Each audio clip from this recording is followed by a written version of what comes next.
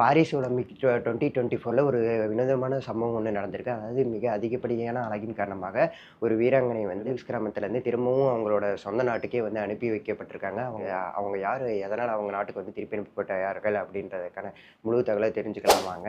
Paraguay நாட்டை சே சேர்ந்த நீச்சல் வீராங்கனை தான் லுவானா அலோன்சா. இவங்க 100 மீட்டர் ஸ்விம்மிங்கில வந்து அந்த நாட்டோட சார்பா வந்து கலந்துக்கிட்டு அரை நொடியில வந்து அரையிறுதி வாய்ப்பை தவற விடவே ஆகஸ்ட் 11 வரையும் ஒலிம்பிக் கிராமத்துல தங்கி இருந்துக்கலாம்னு சொல்லி ஒலிம்பிக் கமிட்டி வந்து சொல்லியிருக்காங்க.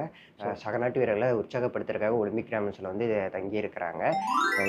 இவங்களோட அதிகப்படியான அழகின் காரணமாக மிகப்பெரிய ரசிகர் பட்டாளமே இவங்களுக்கு இருக்கு அப்படின்னு வந்து சொல்லலாம். அது மட்டும் இல்லாம இவங்களோட சக நாட்டு வீரர்களும் வந்து இவங்களோட அதிகப்படியான அழகின் காரணமாக இவங்கள பார்த்துக்கிட்டே வந்து போட்டியில வந்து கவனம் செலுத்த மாட்டேங்கிறாங்க அப்படின்னு சொல்லி அந்த பராகுவே நாட்டோட ஒலிம்பிக் கமிட்டி வந்து திரும்பவும் அவரோட சொந்த நாட்டுக்கே வந்து ரிட்டர்ன் வர சொல்லிட்டாங்க.